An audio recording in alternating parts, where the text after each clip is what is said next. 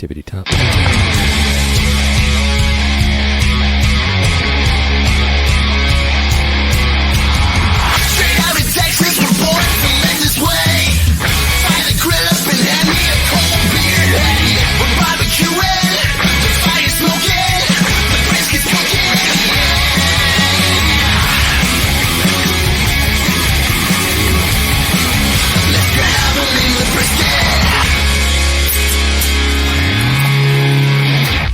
Ladies and gentlemen, welcome into the Grabbing the Brisket podcast. Today we have a true legend in the world of barbecue joining us. Please welcome in Byron Chism, the creator of the iconic Bad Byron butt rub seasoning. Byron's journey from barbecue enthusiast to seasoning extraordinaire began with a spark of inspiration and a burning passion for the art of barbecue. We're going to learn a lot more about this from him. We are. It's. I feel like you were fixing to tell the story, but I think he probably knows it better. I think we're like a little bit of a prelude, like Is that what that was? an intro, like it's like a prequel, right? Pre-lube, is that what you said? Ooh, Jesus, John. Man. Yeah. So we got Byron coming up in just a few short minutes. John, how's the week been? Busy. Been working again and been working on, I don't know if we talked about this before, but my kid's working on building a lemonade trailer. So, well, I say my kid, I mean me. My dad was here the week before, helped me with it all week, but this week's just been me. So yeah, it's rough. And yeah. It's like 400 degrees outside. So yeah, not to make light or joke of just a serious situation, but those guys that are lost in the submarine, they probably could have used your skills on building. Or did they subcontract that stuff out to you? I don't know. I keep seeing little clips and stuff, and it's sad. It's super sad, and it makes my stomach hurt. Like just thinking about. Right. They said it. I heard today that probably spontaneously imploded. I guess. Like, okay. Does that mean like just like when you step on a can, it's just like. I guess so. The pressure was too much. Yeah. And it just like pop. Yeah, that's what I heard today. So. Yeah, because I was wondering, it's like, what? They don't have like a little like beacon or something? It's like, a little sonar thing under there. They could just. I saw some videos. There's literally like one button in there. They said it's supposed to be so easy, like an elevator. Basically, it looked one like button. just a giant tube with glass at the end. Exactly. And supposedly it was like controlled by looked like an Xbox controller. Yeah, that's exactly what it looked like. And apparently the controller lost connection to. Oh, I didn't hear all this. To the whatever it's connected to, and somebody was joking like, did they run out of batteries? Did they not check to see if the batteries? John, did you check to see if the batteries are alive in this thing? I should have checked. God, Jesus, bless it. Man. It did look like a tube though. It looked like maybe some guy was out there building smoker and was like, you know what? I bet I can make a submarine. That's what it looked like. It looked like a 500-gallon smoker. Yeah, he's like, Dale, hold my beer. Except they were like billionaires or millionaires. Right. Right. Hold my champagne. Oh, Jesus. All right. Well, without any further ado, let's go ahead and get Bad Byron himself. Let's do it. All right, here he is, the man, the myth, the legend, and now the Barbecue Hall of Famer. Bad Byron Chism, butt rub. Let's go. How you doing, sir? Everything's great, man. Glad to be here. This is exciting. So the folks that don't know you, I know they know your rub because every store I go in, I see it was one of the first barbecue rubs I think I ever picked up in a store. I walked down the aisle and I think it was an H-E-B or a Kroger, and there I was making a butt because that's the first thing you make when you learn to barbecue, right? Mm-hmm. And I said, "Oh, there's a butt rub. That must be it." I've been buying it ever since. But how did you get into this? How did this happen?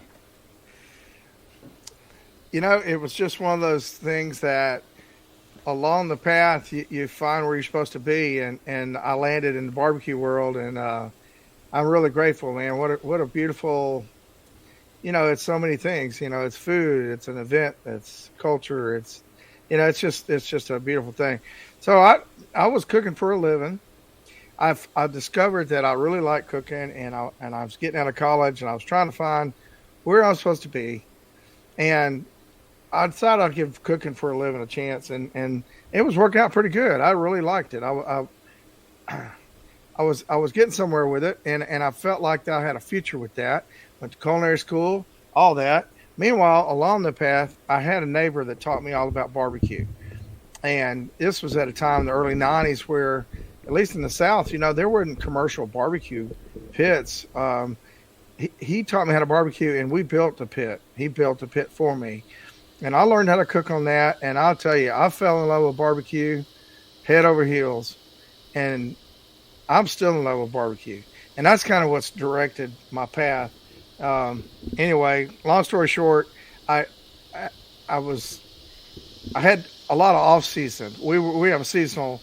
Where I live in the Florida Panhandle, and it's a resort community. Mm-hmm. So back then, it was really, I mean, it shut down after Labor Day, basically.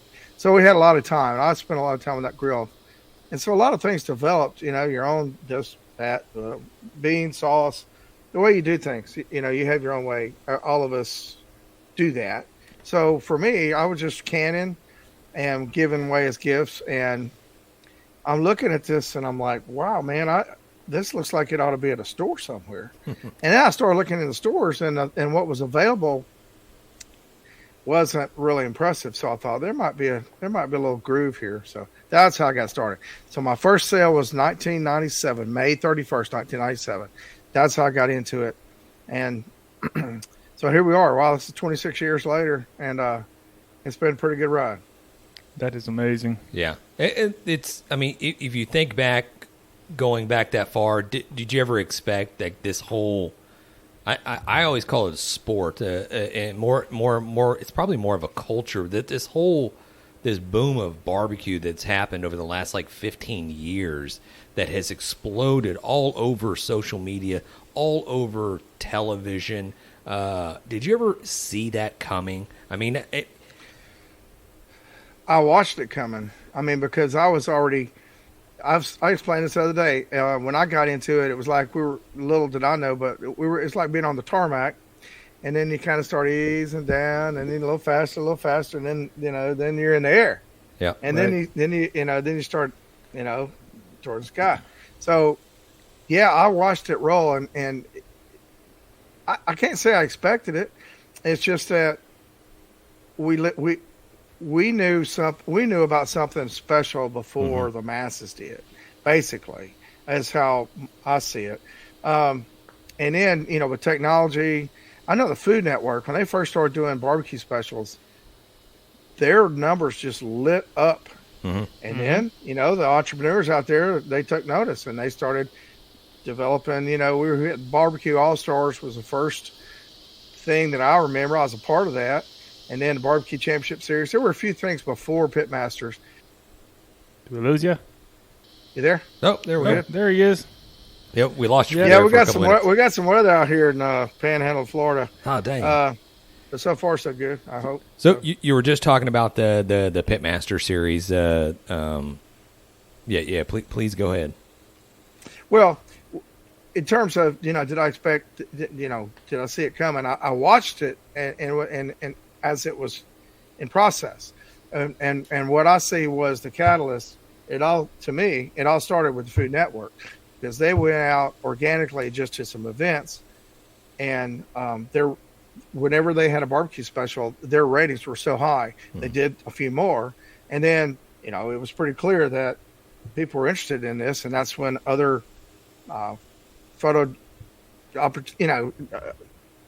that's when other people, entrepreneurs, said, "Hey, let's do let's cover barbecue, because people are loving this."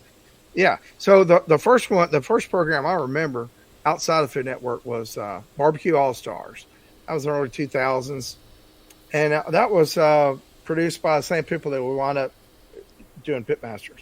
That was the first series. I was one of the All Stars, actually. Okay, that's awesome. Yeah.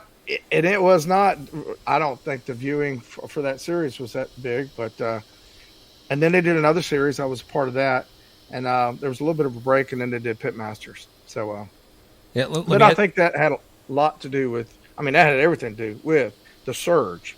Once people knew about it, they want to be a part of it, and, the industry follows. For sure. Yeah, I honestly, I couldn't even imagine. I can imagine how it is nowadays, and it's probably the same as it was before, but just thrusted with all the cameras, everything in your face. Oh man! Like especially, you see some of the barbecue pit masters, the early shows or whatever, where it's just they're in their trailers, they're cooking, they're prepping, they're doing whatever. You get to learn a little bit of the techniques and a little bit of the stuff that they're doing, and I think that just sparked this whole revolution of people going, okay, well, I didn't even know a thing. Usually, I'm just accustomed to the way my dad or my grandpa or my mom or whoever to this is how she cooked a brisket, or this is how she did a pork butt. That's how I do it. And then once you start learning some of these other techniques, and back in the day, it's like there wasn't really a whole lot of places where you can go get that information. You can go on the internet. You can go on the web. There are forums out there, Barbecue Brethren, and a lot of other stuff out there that you could reach out to people that are in the same boat. And that's kind of when my eyes opened up to it just a little bit. I was like, man, there's hundreds of thousands of people in this forum that's just trying to soak up barbecue knowledge on how to cook something. I was like, holy crap, this is amazing. This thing's going to blow up. And then it sure as shit, you see just a bunch of people coming out of the woodworks as far as the TV shows and the stuff that you see on the internet. You start seeing the rubs. And back in the day, like you said, there was no really, you had a few rubs in the stores. You had a few stuff that people are putting out. I remember when we first got into doing competition barbecue, was probably around, I want to say it's probably around early 2000s maybe, but it was primarily us just getting like, oh, I'm going to get garlic powder, I'm getting some Lowry's or some Tony Sacheries, and I'm getting some type of brisket rub, and I'm throwing it all together, and this is what I'm going to use. There was no like really kind of commercial grab one rub, throw it down on a piece of meat like it is now. Now it's just everywhere you turn there is just something there. Yeah, there's a lot of options, a lot of variety, and but shoot, it's just evolved. It's been an interesting deal, but sometimes you look at the history of barbecue. It was made famous because of some basics, your cooking technique, low and slow. I love a true pit where you're cooking over the fire and a controlled method. That's some beautiful flavor with fat dripping on the coals. Mm-hmm. And then of course the classic Texas offset where you get just beautiful wood flavor because you've managed to fire. And so while you can get carried away with all these products, including mine, a lot of people have demonstrated that salt and pepper, good wood, a good steady fire, that's what made barbecue famous. Mm-hmm. So it's important not to get lost in all these different. I know when I started, I was confused. Do I inject? Do I brine? Do I? And when I finally just started paying attention to my senses and just having a manageable fire, I got the spirit of barbecue, and I like to try to, and that's why I love going to Texas, because you can go to some of those places been around forever and they haven't changed what they're doing. Yes, there are trendy places where you can find they've upped the game a lot, but I love going to a classic place that hasn't changed in 50 years. Yeah. And they remind you of the basics, the classics, the simplicity of what barbecue is supposed to be, because you can get carried away with it's like somebody, a pretty girl wearing too much makeup. Right. You just keep it simple. Exactly. Yeah. I kind of like, so when I was first introduced to the butt rub, and I'm gonna tell on myself right now. I just recently started using the butt rub. I saw it in the stores. I kept seeing it everywhere, but it was like I'm that Texas, that Central Texas, that I just want the salt, pepper, a little bit of a spice, a little extra flavors. I don't want a whole lot of sweetness in whether I'm cooking a butt or whether I'm cooking a ribs or a brisket. So I was like, I kept seeing that bottle everywhere, and it's iconic. It has that pig and the and the little chef hat and the little apron and stuff like that. I was like, I just automatically thought it was just a sweet pork rub, and so I just skipped over it. I glanced over it. I was like, not until recently. I was like, okay, I gotta give this thing a try. I have to say, holy crap! I mean, it is contrary to what I thought. It is a savory little bit of a salty, spicy rub that I was not really expecting. And me and John threw down some pork tenderloins today. Holy crap. I mean, knocked it out of the park. That stuff was delicious. Thank you, man. I'm glad you enjoyed it. Let me salt and pepper based. And it's a true Texas rub from its origins because, I mean, basically a Texas rub is salt and pepper. And then, it's got onion and garlic, a little paprika, and it's got some chipotle. So it's got a little bit of heat. But no sugar. And I learned about rubs from a couple of old Texas cookbooks. So I'm living in the South. It's not a part of our culture. And I grew up in Texas, and I was always influenced by everything Texans. And I'm looking at these, reading about Texas barbecue, and I'm reading about the rubs. And I'm like, it makes sense. It makes sense to season the meat, put it on the grill, and you can mop it, you can baste it, you can have finishing sauce, that's fine. Yeah. But all these things work together. But in the classic Southern pork barbecue cooking methods, a rub was not a part of it. Didn't exist. Salt, yes. But the mop was the magic, the mop, And then, of course, finish the sauce, depending on what region, whatever. But I really like the idea of a rub. So the guy taught me how to barbecue. He was an old Alabama cowboy, and he was taught. He's, several generations of barbecuers. And I told him, I said, I was reading about barbecue rub in my Texas cookbooks. Have you ever thought about mixing a blend of spices and seasoning the meat before you cook it? I said, and he says, them folks are right. Them books, they don't know everything. So, in other words, Granddaddy didn't do it that way. My daddy didn't do it that way, and I don't do it that way. No, so it just was. A barbecue rub in the South was real unique. It came out of Central Texas. I'm sure y'all know all about the history of the meat markets and the culture there. And somewhere along the line, salt and pepper went on first, and between that and the wood and everything, a sauce was optional. In your deepest roots there. So I'm all about it. Absolutely.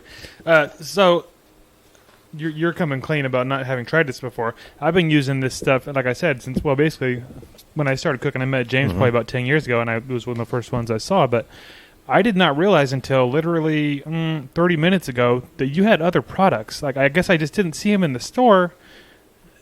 You have a sauce? I didn't know you had a sauce. I went on there just a minute ago and placed an order to try some of this stuff. But can you tell us a little bit about your sauce? I saw you had a seafood. Florida roots have starting to come out. Yeah, some seafood. For the company, we have a handful of products. A lot of it is more seasonal and regional, and it's just kind of a mail order product. It's just not really meant for grocery distribution. So butt rub that's our bread and butter. That's what we make a living off of. We have a great seafood seasoning. I'm real proud of that. Jubilee. It shows you that you can create a great good product, and it can look nice, but it just doesn't get off the shelf. So butt rub was kind of the exception. The packaging, the slogan, a lot of things came together that allowed that to just jump off the shelf, and a lot of people it became their product, and we built some brand loyalty there, and built a business. So I have other products, but that don't mean they're going to succeed in the grocery. They have to perform. And so now we have a new sauce that came out just a few years ago. So it's getting some traction. We didn't start out, guns a-blazing with it, because it was a new relationship with a co-packer. It was a new product. So we started with the independent grocery stores and kind of built it. And now this year we're in Publix, and we're going to be in most of the Krogers by the end of the summer. So we're making traction with our sauce, which it pairs with the butt rub nicely. And so I think that's going to be a good addition to what we're doing. The only other rub I have is Happy Hollow. That was a product that was developed in Kansas City many years ago by Ed Royth. Ed Royth started judging program for the KCPS. He was one of the early pioneers in the KCPS world. He's in his 90s. He's alive and well today. And this product he created a long time ago, it was so good, but he faded out into wanting to make it, and I said, I'll take it over. So I have Happy Hollow. We're in some grocery stores with it, and we do a lot of mail order with it. But that's about it. And then of course we have butt rub in like 4 different containers.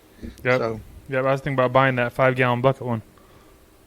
I think you got a big container on there. we can get you one bigger than that. The 50-gallon drum. That's when you know it's good, when it's offered in just giant like freaking like 50-gallon drums. You know what I mean? Like they start Sure. offering like five pound pails. Like, okay, you know this is good. You know everybody's using it. It's been a gift. It's been a blessing. It's a basic rub. You can add to it. It's a foundation rub. I think what happened for us, the benefit was we got in early, and a lot of people grabbed it and liked it, and they stuck with it because it was a part of their life. I've met people that are graduated from college and they said all the barbecue I remember growing up had butt rub on it. Mm-hmm. So we built that brand loyalty, and that's why I sell butt rub for a living, and that's why I always did. The timing was good. There's plenty of products that are as good as butt rub. It's just that we had the name and we got it out there, got the attention. People started using it, and they realized it was versatile. They could use it on just about everything. So all these things I could not have forecasted. That's why I don't ever really pat myself too hard on the back. I'm just grateful that I had this opportunity and that this is working out, and we're still growing 26 years later. Absolutely, yeah. I think you hit the nail on the head. It's brand loyalty. I mean, I feel like it's a staple in just about everybody's kitchen at this point. You mentioned that the first one sold in 1997. Where did that coincide with? Did the competitions come on after you started making the rub, or were you already doing competition barbecue? No, what it was I was cooking for a living, and it was seasonal, so I had some downtime in the winter, and that's when the products kind of came together, and that's when the idea for selling it locally here where I live in Florida, that's where all that came, it came together. So I figured out how to pressure cook baked beans and create my own baked beans and sauce, and then the rub was a lot, that was easy. I mean, you just make some dry rubs in a tub, and that's it. Yeah. So I was trying out, I thought I'd try that out locally, see what happened. Well, everybody liked the baked beans and people liked the sauce, but it was the rub that just took off. And I think it was basically because we're in a resort community. People are visiting from all over the country, and everybody knows a neighbor or uncle or somebody that barbecues. So it's like they'd see this little pig, butt rub, and it made them laugh. So it was really kind of a joke, which whatever, as long as you're picking it up and buying it, hopefully you'll like it. Yeah. So I was getting calls from all over the country. So yeah, we were down there in Florida, and we want to order some more of this. And so basically butt rub got all the attention. So I kind of dropped the beans, dropped the sauce, and I'm like, I'm onto something with this. It's just got a buzz about it. So I just focused on it, and then I got it produced commercially a few months later from a co-packer. And once I did that, I never looked back, because now I've got a room full of product. I got to move this stuff. I got a job. I mean, I was like, what can I do today to get this into the stores, and anyway, I eventually said, well, let's get out and start promoting it at the barbecue competitions. I had not been to any. I just heard about them. I knew about them. I was cooking in restaurants. We had to work on the weekends. I'd never been to a barbecue contest, but now I'm in the butt rub business. So here I go. I found the National Barbecue News, and they had all these competitions. I'm like, whoa, it's a subculture I didn't know. I'm like, I was relieved to know that there were a lot more people as crazy about barbecue as I was. So I started going to these events promoting butt rub, and eventually I got the idea that if I was competing, it would be good credentials. And if I was winning, it would be good credentials. Right. And so that's how I got into competing. So I actually had the product. Then I decided I would start competing because I thought if I develop this product and I'm winning competitions, it gives it credentials. And that's what motivated me. Okay. So how long into that competition How long was it before you got hooked? Before you got that first call and you, because that's what hooks us all, right? You get that first call and you're like, oh, I am the greatest cook alive. Yeah, I had some pretty early success. I mean, I jumped right in there and was working hard at it. I was motivated. I have a cooking background, and I really was driven and everything. I really don't remember when. My first year of cooking, I wound up at the American Roll Invitational. I mean, I did win a couple of grands that year, so it took a little while, but I found my groove. I mean, I loved it. And this was an era where there wasn't any tools to teach you. You didn't have the classes. Mm-hmm. There was no other way to learn how to be a barbecue champion other than jumping in there and practicing and creating something, imagining something.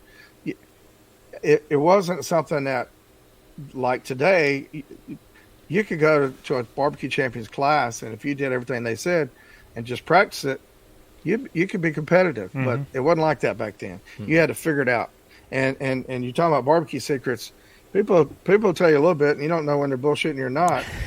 But you got to figure it out, man. You just got to jump in there and do it. And I love that. I had the skill set for that. So I had barbecue cooking success on the circuit because of all the elements that I was. Because it was just a good era for a guy like me at that time to jump in there and do something. Yeah, I can tell you right now, like we have a few years of doing competition experience. I never really come across the butt rub, and which I think that's telling you one thing, because I think that's something that people were just keeping a secret. They didn't want anybody to know.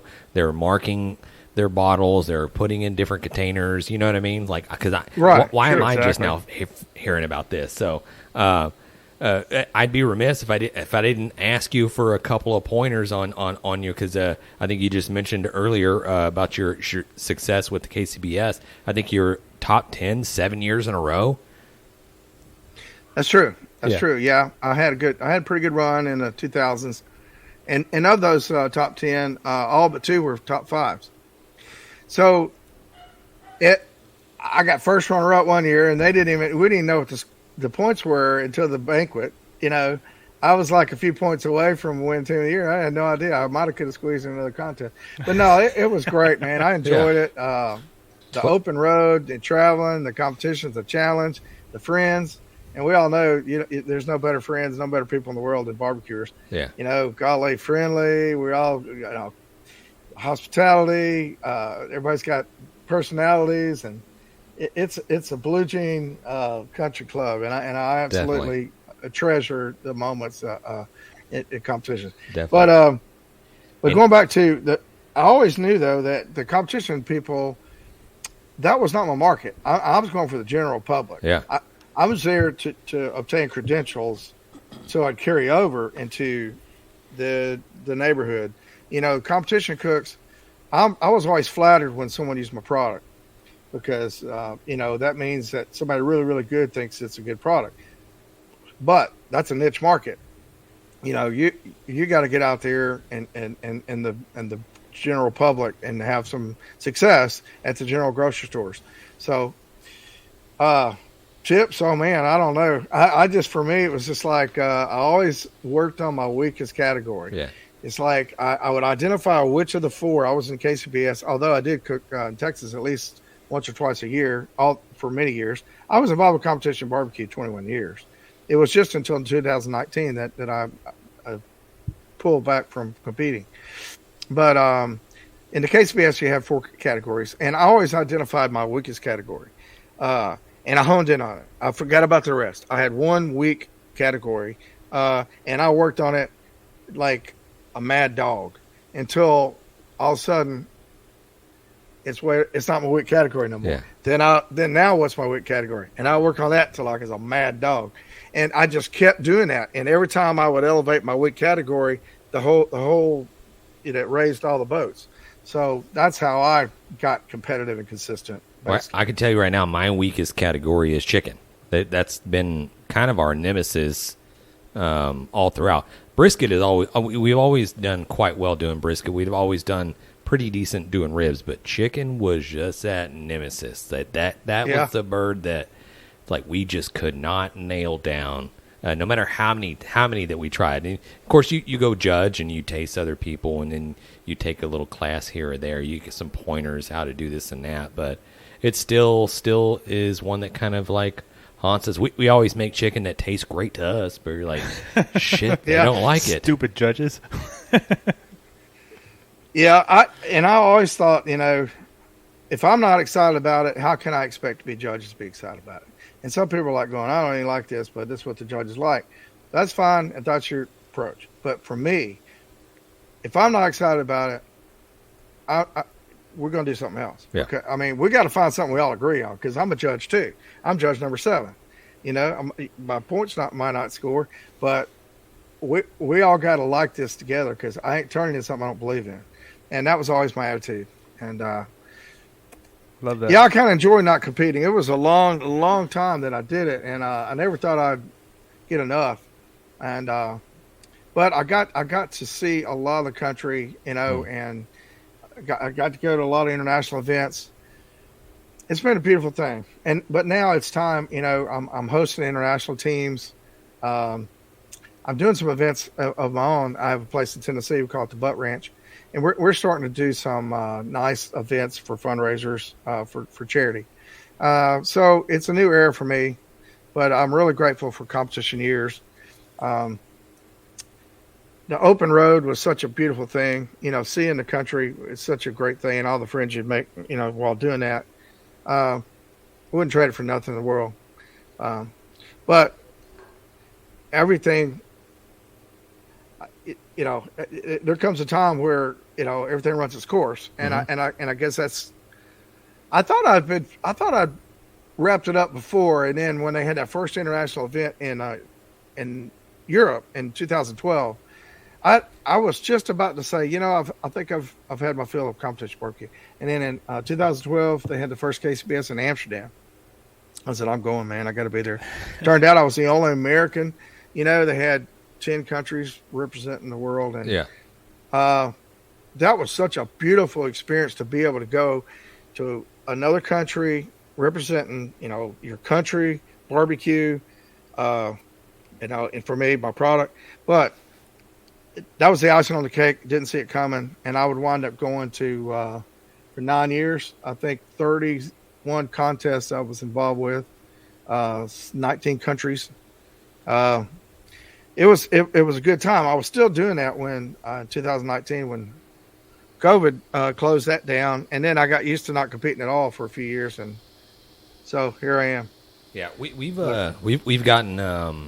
I think over the last year or so, we've transitioned with the show and the media aspect that we have now going on with Grabbing the Brisket. We do a competition here every once in a while, and we're still trying to we still itch to get back out there and do it. But I think we're also like, I don't miss it. I mean, I miss it, but I don't miss it.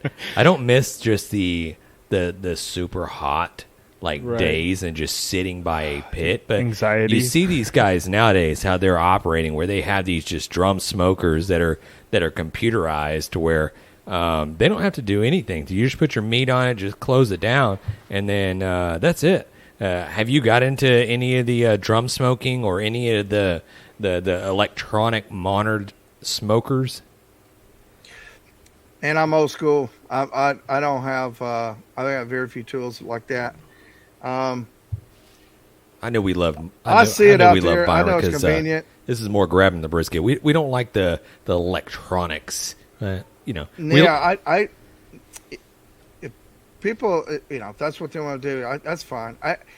For me, I just learned how to do it a different way, and it feels natural to me. Mm-hmm. And I admire cooks that don't even use thermometers. I'm not there. I like to know what my pit's doing, and I do use a probe. I kind of like to. I mean, I can feel and all that, but you don't want surprises when you're competing. Correct. You need to be some assurances. You definitely don't. No, I'm as minimal as of that as there is. When we started, and not when I was competing, everybody was putting their meat on Friday night about 10 o'clock. Mm-hmm. I know I was, and somebody was up all night. I mean, you had to watch that fire, you know. Yeah. Boy, that's changed. I mean, a lot of those drums and all of them get fired up to the daylight the next day. On competition day. Yeah, they'll So- cook a brisket like in 4 hours or 5 hours. Yeah. Yeah. Well, I mean, evolution is you can't hold it back. I'm not sure that's good or not. I mean, if people like what they're doing and they're scoring well, then more power to them. I just not where I came from, and I'm not comfortable doing that. So. Yeah. Well, one more thing on the competition, and we'll put that one to bed. Sure. But we had Myron Mixon on last week, and we talked about just kind of the evolution of competition barbecue. Same thing we're talking about right now. It's just the use of drums or the use of pellet smokers. But he mentioned it seems like it's more just kind of a sauce competition nowadays, right? It's just that you're losing the seasoning, you're losing the actual this is my words, you're losing the art of barbecue. You're the craft Flavor of smoking, the meat, yeah. flavor of the meat. It's just how good is your sauce, and there you go. Well, and the main thing, and I agree with all that. I think that you don't have original artists like you did. I know when I started. In other words, I mean, even before me, those guys made their own cookers. They made their own rubs. Mm-hmm. They created all the elements, to their barbecue. So they were original artists. Well, now there's so many good commercial products out there now.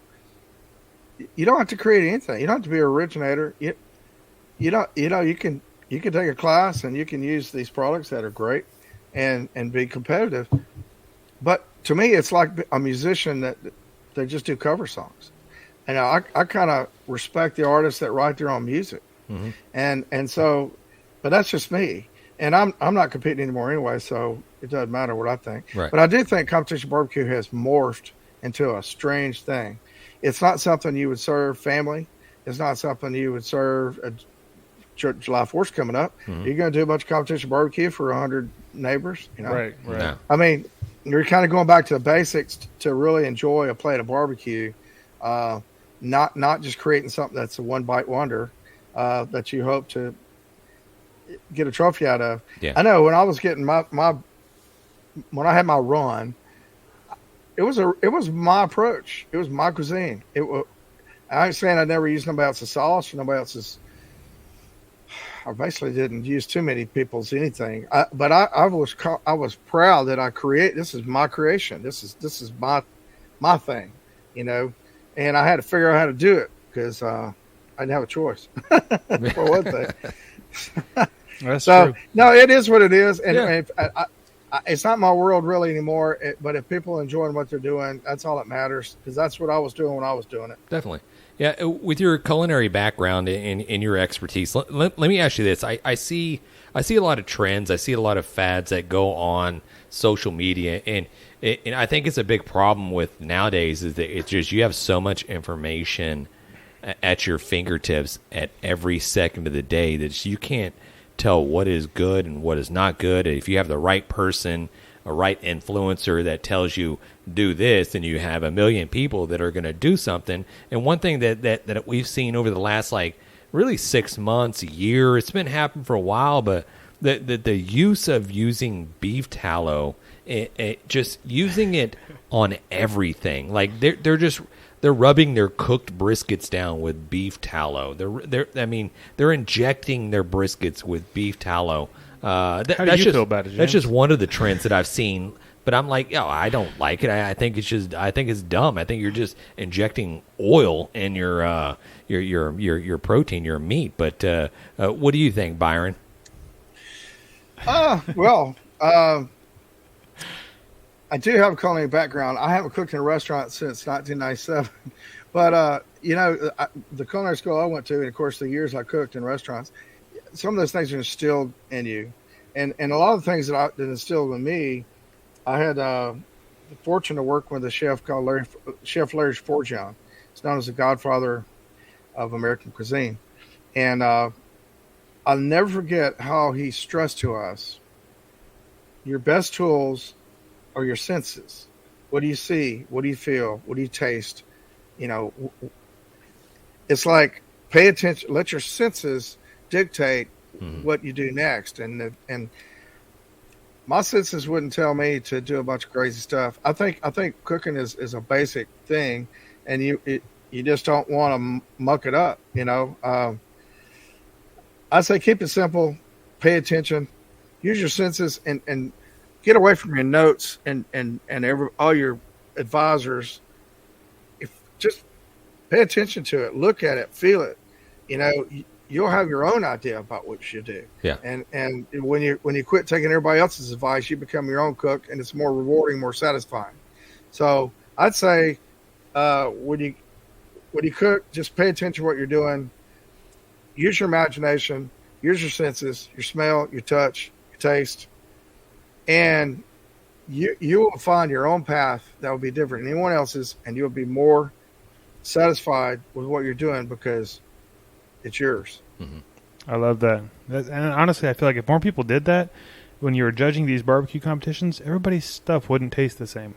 You know what I mean? Like if everybody just like you said, like get to their roots and like actually like taste your food, like experience your food, and you know if it's good or not. You don't need somebody else to tell you this is what you're supposed to do. Mm-hmm. Like, do what works. Exactly. Yeah, yep. I love that. It has gotten homogenous, and it wasn't like that. And I judged enough in the early days. I judged from time to time. It was a big variety of things, and then some of the later years I judged. It's like, man, everything was really similar. And of course, I loved the story behind how everybody got cooking on thighs. I don't know if y'all know the story, but I watched it happen. It's like used to in KCBS, somebody turn in breast, someone turn in, variety, a little bit of this, a little bit of that. You got all kinds of stuff for chicken. But then I don't know what year it was, about 2002 or 3 or something. This guy named Jumpin' Jim. He went and won the chicken in American Roll Invitational. The next day he won the Open in chicken.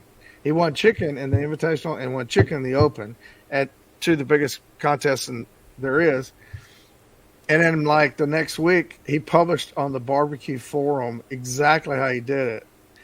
And it changed chicken forever. He was cooking thighs.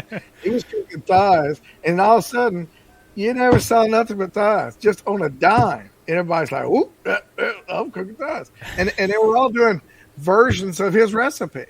And so now you went from all this variety to, like, there's Jumpin' Jim, 1, 2, 3, 4, 6 boxes of Jumpin' Jim's chicken. Yeah. So that's kind of nuts. But anyway. Oh yeah, that's the internet, right? Like that's how everything starts being the same, right? Like, I learned they it. see one person do it, like, I'm gonna do it like that too. He did it good. I'm gonna do it like that. That was the early wave of what was to come, I suppose. Yeah. It's just like whether you saw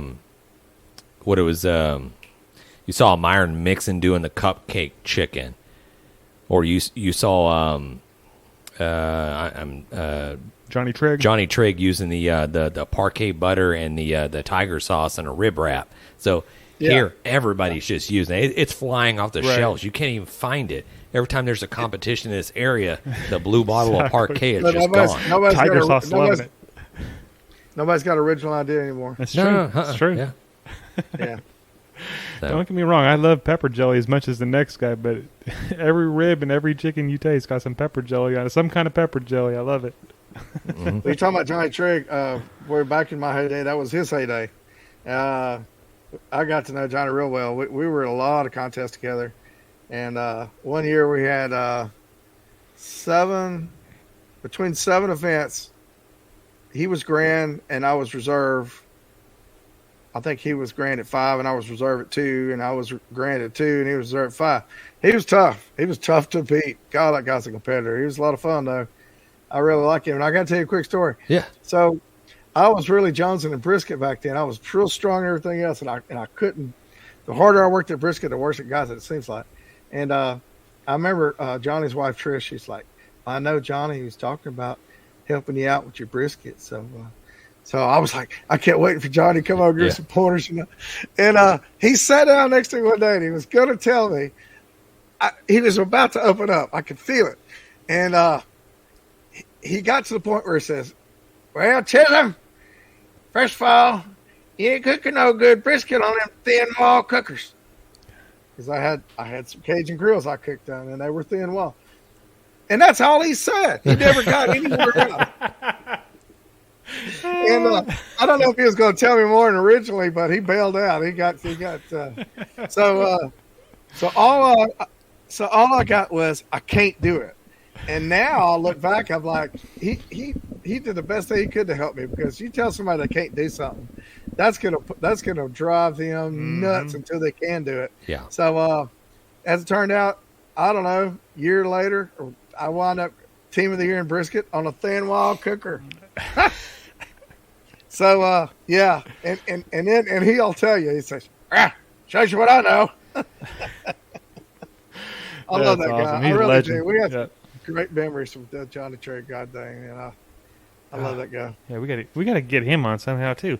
So we just saw recently, we talked about this a few weeks ago, that you were going to be inducted into the Barbecue Hall of Fame. How does that make you feel?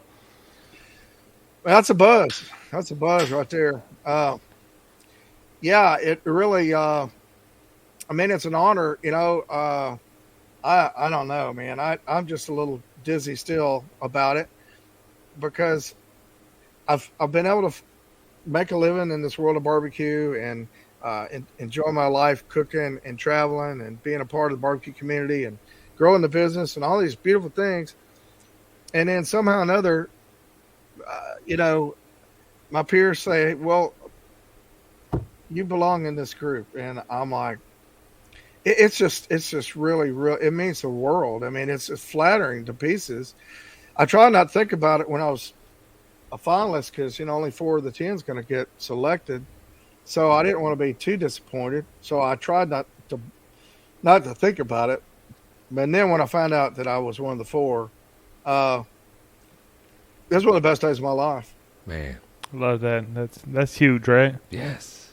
So big. So are you going to be out there at the Royale? Royal? Absolutely. Yeah, absolutely. All right, we'll be out there too. We're going to be looking for you. Yeah, excellent. Yep. Yeah.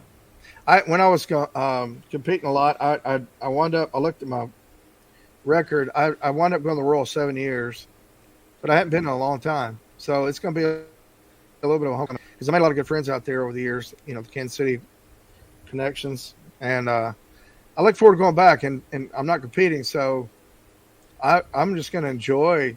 I'm not going to worry about the fire or prepping this or doing that or whatever. I mean, I just go out there and just have a big time. In fact, I'm planning on bringing my cooking rig, and I want to stay on campus. I don't want no hotel in town. Hell no. I want to be out there with the cooks. So I'm working on, it looks like I'll be able to stay out there at the Speedway somewhere and just kick back and cook a lot of food and just see some old friends, make some new ones. Just being part of the environment of that. Yeah, it's a blast. Last year was our first year out there. We were set up out there in Pit Row with Barbecue News Magazine. They let us set up and do our podcast out there. So we're going to come looking for you, but if we don't find you, come looking for us, because we want to get you on in person, shake your hand, and congratulate you for sure. Oh, absolutely. Definitely. I look forward to meeting y'all for sure. So are there any new developments or new future plans for the I guess the Bad Byron butt rub brand, or any other? I know we talked about a little bit of the seasonings, the other sauces and stuff that you have. Any future plans or anything coming up that you want to talk about? The main thing about our business goal is just to continue finding new stores.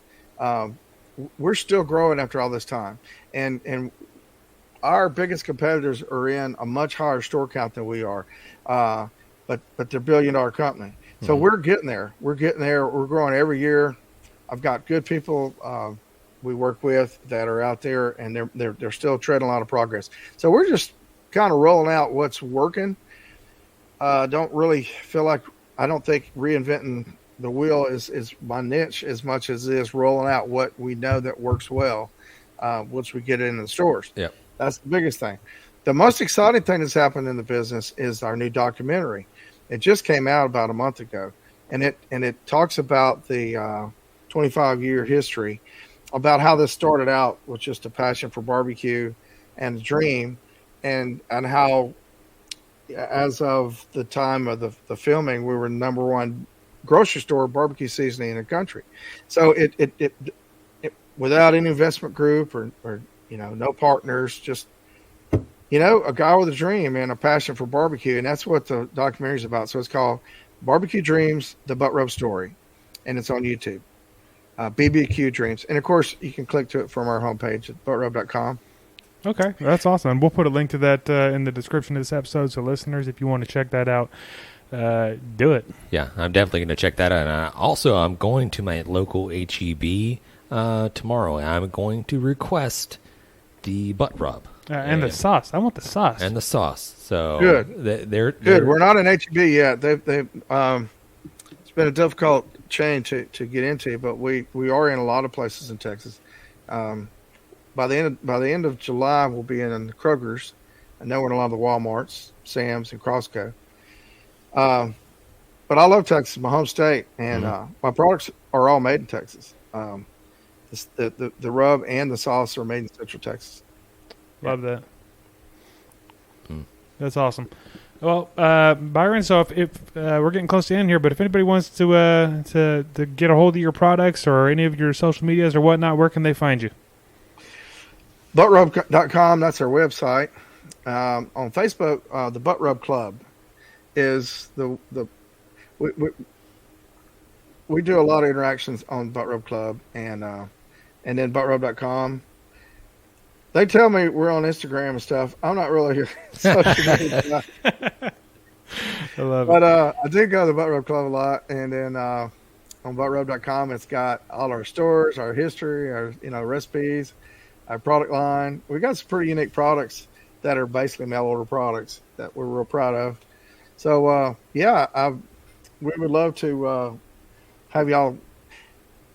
The folks out there that want to check us out would be happy to. We always send out a bunch of goodies whenever someone orders. In fact, every order, it says that every order over $20. But to be honest with you, every order gets a free T-shirt. That's awesome. That is awesome. Yeah. So everybody out there, go check out Bad Byron's butt rub. I love the what would you call the I love the message that you have on the bottle where it's like a little butt rub makes everything better. Everybody go check out the rub, and I promise anybody that tries it out there, like, you will not be disappointed, because it is a rub that I kind of equate to being just a nice all-purpose, just a good rub. Super versatile that you can just sprinkle on. Like earlier, I just sprinkled them on my French fries. I was like, let me just go ahead and get a little bit of this on there. Super delicious. And of course, we had the pork tenderloin that we threw down. But Byron, it's been a pleasure having you on the show. You obviously have an open invite anytime you want to jump back on and just talk a little barbecue or just shoot a little shit. Hey, it's been a pleasure having you on the show. Yeah, my pleasure too. I thank you for having me. It's been great. So I look forward to seeing you again, and I definitely want to see you out the Royal. Thank you, sir. We appreciate it. We'll be looking for you. We'll see you. Okay, absolutely. Take care, bud. Bye-bye. Oh, that was great. Another barbecue Hall of Famer in the books. It's such a cool dude. Yes. I mean, obviously he's been in the game for a little bit. When I say he's been we've been in the game for a little bit, but he's been in the more of the know of all these, like, just name dropping the Johnny Triggs and the people. I was like, it's just awesome talking to the guys like this. Can you text me Johnny's number? Because I'm trying to get a hold of that guy. We're trying to get a hold of He Smoking doesn't Triggers. use social media. Like, it's like Johnny Trigg at like Tiger Sauce / parquetbutter.com. I mean, shit. Yeah, but super awesome having Byron on. Guys, honestly, I was saying earlier, if you haven't tried it, I was a newbie. I mean, until just like this week, I've never tried that rub. I always saw it out there. You should have asked me. I'd have told you it wasn't a sweet rub. Yeah, I saw the giant like pink pig with the little chef apron on it. I was like, yeah, it's a sweet rub. I don't want a sweet rub. I get a lot of sweet rubs, and I'm like, it tastes good in your hand. Just like, oh, okay. I mean, I can make cookies out of that or something like that. You know what I mean? I'm being facetious. I'm You're joking. giving me ideas over here. Yeah, exactly. Hey, we're not done with this episode, but we are going to pay a couple bills, and we'll be right back. We got some mail, and we got a beer review, and I think Big Al just walked in, so we'll be right back. Hey, I'm Hansel Aaron from the BFYTW podcast, here with my buddy Stevie. Hey, what's up? And Augie. Hey. And we're here to, first of all, categorically deny the rumors going around that all we've been doing lately is copying other podcasts. This is categorically untrue, and we deny it completely. Having said that, please enjoy the rest of the Grab 'em in the Brisket podcast. And when you're done, feel free to check out our new project, Pull 'em in the Pork Chop, a barbecue podcast with beer reviews, barbecue recipes, swag, and so much more. Pretty sure it's never been done before. Hey, you there. We've got a question for you. Are you tired of clickbait stories and the loudest voices driving discussions in culture and entertainment? If so, I'm Dylan. I'm Kendall. And I'm Corey. And we host the podcast From the Middle. We're middle-class guys living in the middle of America, in the middle chapters of our lives with points of view somewhere in the middle. We take a more reasonable and centrist approach in our discussions covering genres like comedy, culture, entertainment, and interviews with really interesting folks like business owners, comic creators, doctors, news anchors, New York Times best-selling illustrators, professional stand-up comics, and more. We really value a relaxed and conversational podcast, one that we hope is so fun and laid back, you'll forget you're not actually hanging out with us. So search at From the Mid Pod, just like it sounds, or check us out everywhere you can find podcasts. All right, folks, absolutely go check out those podcasts, BFYTW and From the Middle. I've listened to both, and I'll be honest, they're kind of on opposite ends of the spectrum, but they're both fantastic, they're both fun, so check them out. But without further ado, I think we got something. You got mail, motherfuckers. I love that. It just doesn't get old. Can we just... I'm going to make that a sound bit. I love that. And we got this first one is from... Amanda Beth, and I do not remember where we got, if this was Instagram or Facebook or something. I don't know. But if I can find a link, I will post it below. I'm not sure if there is one or not, but this is Texas Rodeo Mudbugs is what it says on the sticker. And there's 3 different rubs here. The one I got says Voodoo. You got Western Wishes. Other side, buddy. Yeah. Voodoo Child. Voodoo Child. Voodoo Child. For children, right? Yeah, you got the not spicy version, I think, of Yeah. mine. Yeah. Oh, Big That's Al like the, is here. Welcome, Big Al. That's like the Fun Dip version where the kids just stick their fingers in there and just like... That's good. We've already tried a little bit. We have not put it on any meat or any... We need to. I don't even know if this is a meat seasoning. If it's just more just kind of a like crawfish seasoning. Okay, so I saw a little message. It said try it on seafood. Okay. It said, or you can put it on chicken if you want to, but really it sounds like it's really good on seafood. So we're gonna have to make, I don't know, some shrimp or something. Some shrimp on the bobby. A seafood dish. That's how you say shrimp on the barbie. Is on the bobby. Is that Australian for crawfish? Exactly. I think it just means shrimp. But That's good. Almost got a little kick. I was going to say, if this is the child one, it's got a little kick to it. I can only imagine yours probably has. The flavor is fantastic. Honestly, yeah, for this sure. is good. Like I'm already thinking like some shrimp tacos with a little slaw. Nice. This sounds fantastic. This is gonna be good. It This also is- like doubles down as a like self-defense like yes tool. Just Yes. like in your eyes. Exactly. What's wrong with you? I don't know. Okay, but hey, Amanda, was it Amanda?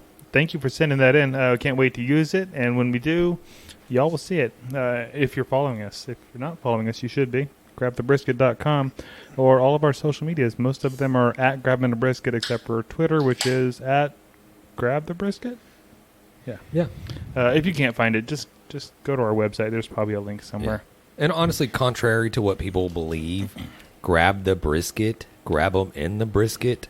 That's not a derogatory term. Right, it's not political. We're just grabbing briskets. Like, and I might have set a world record of saying contrary in this episode, but I think I've said it like 3 or 4 times. But I'm just emphasizing that. Every time he says it, take a drink.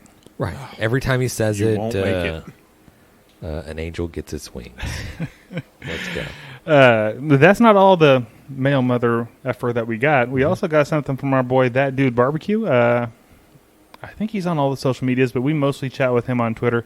And he sent us, I could have sworn there was 3 rubs. One of them must have walked away because I only see 2 here. There's a sweet one somewhere. There's a sweet one. Okay, well, here we have the brisket bomb and Mike's secret stuff. I haven't got to try either one. I tried them out of the bottle, and they're good. But you said you got to try one on some... Yeah, this past weekend we threw down a tri-tip. Alex had a pool day, so we threw down a tri-tip.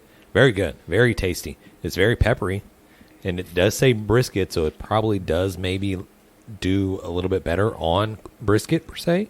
Okay. So we just did a tri-tip. We smoked it indirectly, and then we finished it off, like seared it off really good.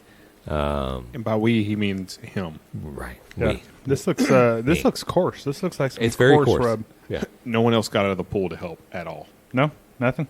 No. Well, by the time I showed up, he was literally walking out the door, Yeah. and y'all were schnockered. I'm like, I'm done with these guys. And he literally rolled out with his cooler. I was like, well, there goes the beer. Right. Yeah. Gone. So we haven't tried Mike's secret stuff yet, but we will. Not yet. And when we do, you'll see it. Did you get any kind of content of this tri-tip, or is this just... I did. I got Word a of couple of videos. Oh, okay, cool. Yeah. Yeah. All right. Well, we already mentioned it, but our social media is out there. Check it out. That's the mail. That's the mail, motherfuckers. And then that leads us into the grabbing the brisket. Beer review. And today we got a beer from Parish Brewery. So this brewery is out of, I believe they're Louisiana based. I would guess Louisiana. I could not tell you which parish they're out of or where they're from. So we have the extra sauce, the lemonade shanty, and it's an imperial. It's imperial. I mean, I see imperial like labeled like a bunch of times on different beers. I hear like, that. I just think strong. Yeah, I think that's what it means.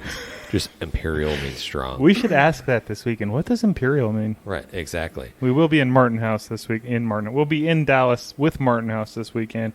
So stay tuned for that. And you mentioned you're not sure where in Louisiana. I'm pretty sure this is from Broussard, Louisiana. Okay, it's on the can. It is on the can, yeah. Nice. If you're watching this on YouTube, you should because it's fun. But you'll see that I'm reading the can as we speak. 7% alcohol by volume. I was going to say, I can't even see it. I'm sweating so bad. You get talking to Mike. All right, my bad. Yeah. Oh, I can hear Alex is here. Fuck you guys. You're right. Okay, so we have the beer, the shanty, the lemonade shanty, which is, I think it's like a Pilsner. Let me just go ahead and read what they have on their website. Would you do that? Let me just put it out there. It's an amped up take on a classic beer lemonade cocktail mixture. Extra sauce combines a refreshing yet sturdy Pilsner base and it zests it up with a Sunbeam Fresh Meyer lemon puree. Style, Imperial Shanty. Flavor, bright, fruity, lemony. John already said 7% ABV. And this is seasonal. So if you're trying to get this in the wintertime, go fuck yourself. Jesus. Wow. If you guys can't see it, I'll try to post a picture of this somewhere. Remind me to take a picture of this. It looks like the Raising Cane's. Raising Cane's. It's And it got actually says on there somewhere, trademark Raising Cane, blah, blah, blah, blah, blah. But it looks just like it. And it has the little stacked up sauces. Right. The So, yeah. Caniac sauce, whatever you If call you're it. not going to Cane's and you're not asking for extra sauce, like I don't really know what you're doing because the seasoning, the chicken's really good. The seasoning is very bland on the chicken. Yeah, you gotta have the sauce. Gotta have the sauce. Yeah, and they cook the chicken well. But have you ever had Cane's and not felt like shit afterwards? I feel like it is the greasiest shit ever. I love Cane's. I go there, not all the time, but frequently enough. And every time I'm like, fuck, why did they do that? I feel like shit. Really? That's the way I feel Yeah. after Taco Bell. Did you get like You watch your how mouth. many? You get like the 6 tendies. I get the caniac combo, getting which the has like 6 tendies, 84. You're eating like two chicken breasts. Like, That's probably what it is. Damn, and John. then I'm washing it down with one of their big ass lemonades. I'm like, Right. oh, why do I feel weird? yeah, I need to take a nap. Duh. Your heart's slowing down. Exactly. Yeah, he's trying to pump cane sauce through my veins. Yeah, this is I'll let somebody else go first on this one, I think. I'm saying, the first initial sip of this, I was like, ooh, that lemon, very tart, very just. You don't really get a beer flavor. You get maybe just a not stale beer, but you get kind of like a non-carbonated beer. But this almost reminds me. I guess of what it kind of boils down to. We used to have a lot of get-togethers with Dusty Janae. They lived across the street, and then we still have get-togethers with them every once in a while. But she always made this beer lemonade punch type I was deal. literally going to say it tastes like a light beer that they put some lemonade in. Essentially, that's what it is. I was like, is that what a shanty is? I mean, I don't even know. I mean, these words are new to me as far as I just thought it was like just a beer and lemonade or whatever. But I'll tell you right now, before we get into what our scores were, we used to make this Texas lemonade back in college, Tarleton State University, Lambda Chi Alpha. Wow. Okay. Is that Like what how we're he threw doing? the shot out there. Right. We're doing that? Shout out. We used to make this, it was basically just a giant cooler. We'd empty and open up like a case of beer, and we'd buy like really shitty beer, like the cheapest beer. I say shitty, the cheapest that we can get. And then we would dump like a pretty much like a fifth or whatever of vodka in that. And then we would follow that up with like pretty much a pound of sugar and a bottle of Country Time lemonade. Oh, yeah. And just mix that all up in the cooler. We're Just doing dump the a yellow bag or of the pink ice. lemonade? I think we're doing pink lemonade. You got to. Yeah. You got to. And they were like, girls are just showing up to the party, like just scoop full, like boom. Yes. Here you go, lemonade. That swing back by later. Trashed. Texas trash lemonade is what they should have called it. Sounds like we need to make a video of how to make this. Sounds like we need to make that for the river. Yes. We will fall out. Anyways, yeah. So let's get back into the getting sauced. No, extra sauced. Extra sauce. So it is a lemonade. 7-point Oh. ABV. Mm-hmm. So that, what do you call that, a double entendre?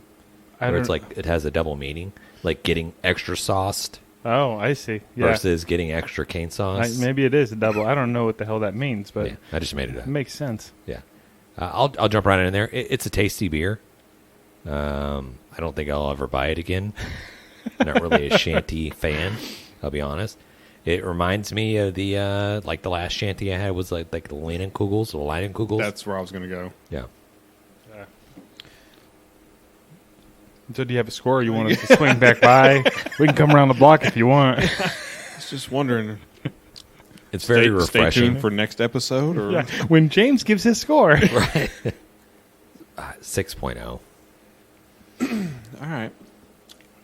I was a little nervous when I saw the can being cane sauce over it. I was like, did they make beer with cane sauce? Like, I mean, I feel like that would be better than this. it's not horrible.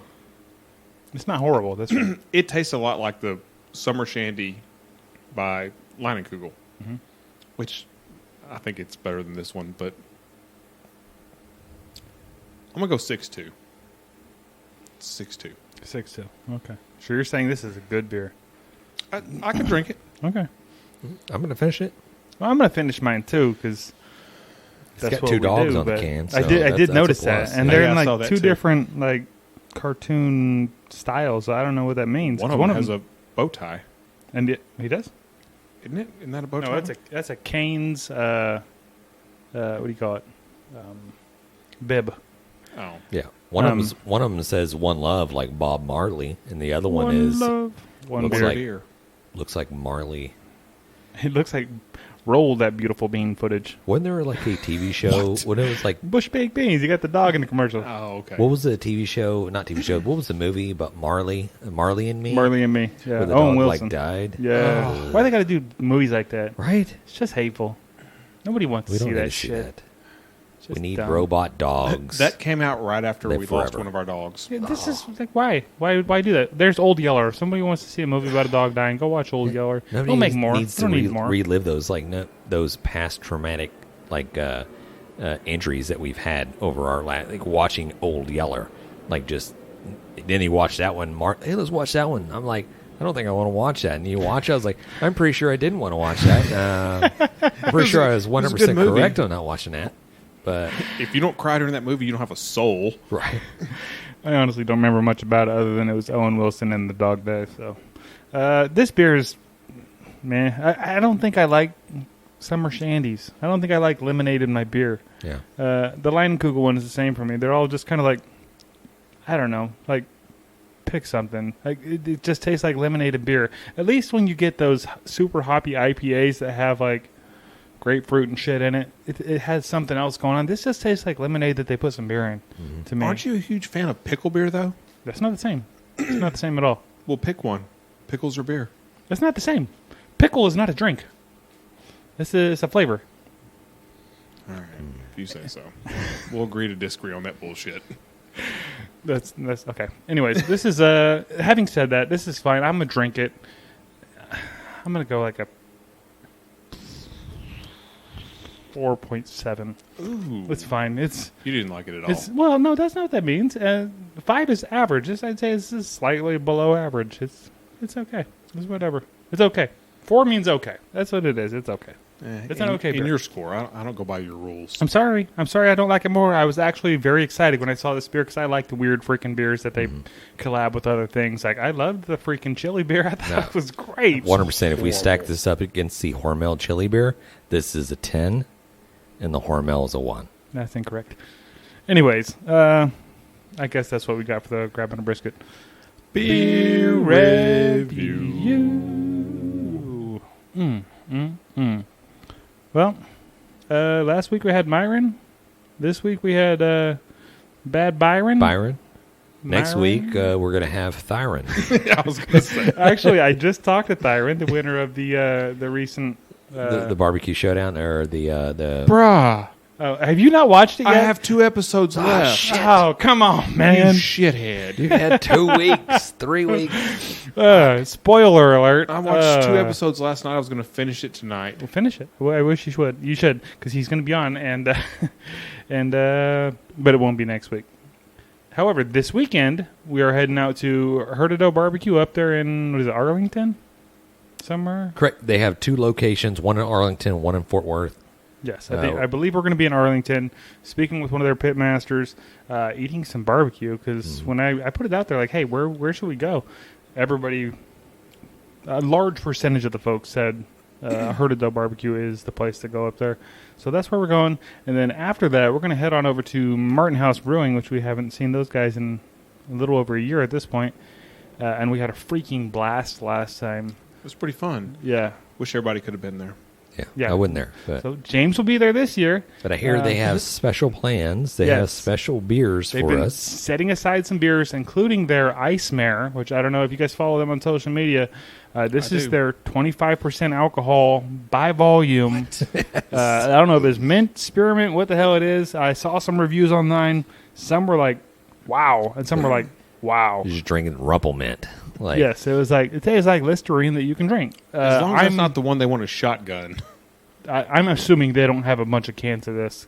I'm assuming they probably have like maybe 1 or 2 that we're going to split.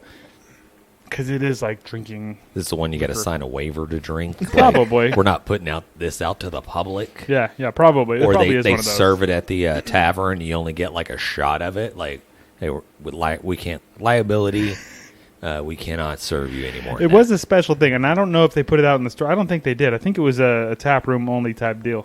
But he's been telling me we got some set aside, so we're going to try that. Hopefully we do a couple other beer reviews. Hopefully by the end of the night we don't know what the hell happened. And Uber back to the hotel. again, if you're Right. not following us online or on social medias, we'll probably Figure it get shitty drunk and go live. So somebody's definitely going to go Frank the Tank. Alex is probably not going to have his shirt on. That's So a good yes, possibility. we're going to try to get some good content for y'all because it's going to be super fun. yeah. Yeah. I love it. Honestly, guys, it's been great talking barbecue with you. Peace. Thanks, everybody. We've been great. Smoke on. Dang it, Bobby. Just grab the brisket.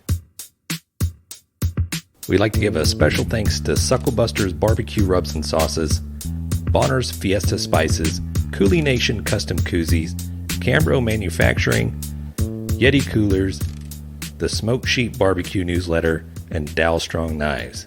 We definitely appreciate your support.